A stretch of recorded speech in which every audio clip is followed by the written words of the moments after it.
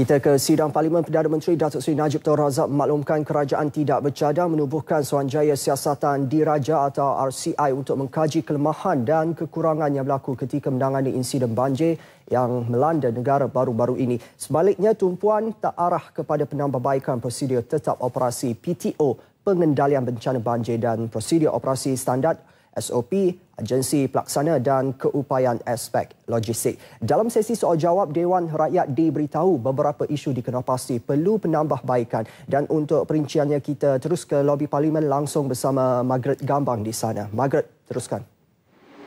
Ya, Evan, peningkatan kompetensi di peringkat daerah, negeri dan juga pusat, khususnya di dalam perintah dan kawalan antara perkara yang perlu penambahbaikan supaya bencana banjir dapat ditangani secara berkesan. Dan Datuk Seri Najib berkata pembangunan amaran awal yang lebih tepat dan berkeupayaan kepada penduduk yang berada di kawasan yang berisiko banjir juga perlu bagi memudahkan operasi memindahkan penduduk terjejas. Pada masa yang sama juga, keupayaan aset dan juga logistik bersesuaian yang sentiasa bersiap siaga juga ditekankan supaya operasi mencari dan menyelamat dalam suasana ekstrim dan serius lebih mudah dan berkesan.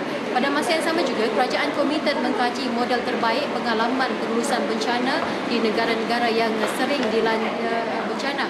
Dan pada masa yang sama juga, kegiatan pembalakan, pelombongan dan juga pembangunan perlu dipantau supaya mengambil kira kelestarian alam sekitar agar tidak mendatangkan mudarat. Penempatan pegawai berkemahiran dalam pengurusan bencana, terutama sekali di peringkat daerah dan negeri, bagi memastikan bencana dapat diselaras dan dikendalikan dengan lebih berkesan. Untuk tempoh sederhana dan panjang, kerajaan akan membina projek pencegahan banjir, terutama bagi projek-projek yang mampu menghasilkan pendapatan seperti pembinaan ampangan yang boleh menjana bekalan elektrik. Menyifatkan banjir yang berlaku baru-baru ini dalam skala besar dan berlaku hanya dalam 100 tahun sekali, Datuk Seri Najib berkata kerajaan tidak mengamalkan diskriminasi dalam memberi bantuan kepada negeri-negeri yang terjejas banjir termasuk yang dikuasai pembangkang. Namun, kerjasama dan persediaan pentadbiran kerajaan negeri perlu diperkukuh termasuk mengawal aktiviti pembangunan negeri masing-masing. Baik, sebelum itu, dalam perkembangan lain juga dimaklumkan kepada Dewan Rakyat bahawa masih terdapat kawasan maritim Indonesia, Malaysia belum dimuktamadkan persempadan dan perairannya.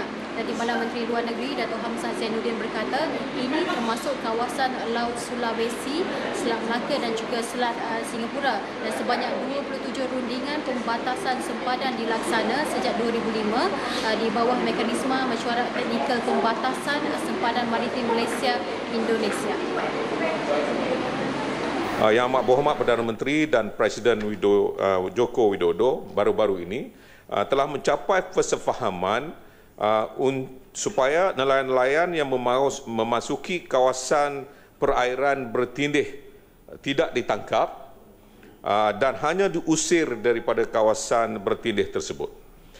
Ini bagi mengelak sebarang ketegangan yang mungkin berlaku di antara kedua-dua negara. Walau bagaimanapun, sekiranya mereka memasuki kawasan perairan Malaysia atau Indonesia, nelayan-nelayan tersebut adalah tertakluk kepada tindakan di bawah Undang-Undang Tempatan Antarabangsa. Persefahaman ini adalah selaras dengan Memorandum of Understanding in respect of the common guidelines concerning treatment of fishermen by maritime law enforcement agencies, yang ditandatangani kedua-dua negara pada tahun 2012. Kedua-dua pemimpin juga bersetuju supaya diwujudkan satu Standard Operating Procedures (SOP) bagi memperkemaskan lagi pelaksanaan MOU ini. Sementara itu, di luar Dewan, Perdana Menteri turut menerima kunjungan hormat daripada Menteri Pertahanan Britain iaitu Philip Duna yang berada di Malaysia dan akan ke Langkawi bagi pertunjukan 5/2015. Dan pertemuan tertutup kedua-duanya selama hampir sejam dijangka bagi membincangkan tentang latihan ketenteraan, isu keselamatan global dan ancaman dunia oleh negara Islam ataupun ringkasnya IS. Kerana nampaknya pada hari ini sebanyak 9 daripada 76 soal jawab lisan telah pun dijawab oleh menteri-menteri yang berkaitan, dan sehingga kini sesi perbahasan titah diraja sedang berlangsung, dan pastinya juga kami akan membawakan kepada anda laporan penuh bagi sidang Dewan Rakyat untuk hari yang keempat, mesyuarat pertama penggal ketiga Parlimen ke-13 menerusi Berita Nasional 5, Nasional 8 dan tentunya menerusi Parlimen 13 pada malam ini jam 10.30 malam di TV1. Dan selain daripada itu, untuk anda yang ingin menyaksikan secara langsung bagi sesi perbahasan pada 11 petang nanti pada jam 2.30 petang, boleh juga menyaksikannya menerusi laman web kami rtmparlimen.rtm.gov.my ataupun myclick.rtm.gov.my palang RTM Parlimen. Nampaknya setakat itu sahaja yang dapat saya bawakan buat masa ini dari lobi Parlimen. Kembali bersama dengan Aidan. Silakan. Margaret langsung dari Parlimen. Terima kasih.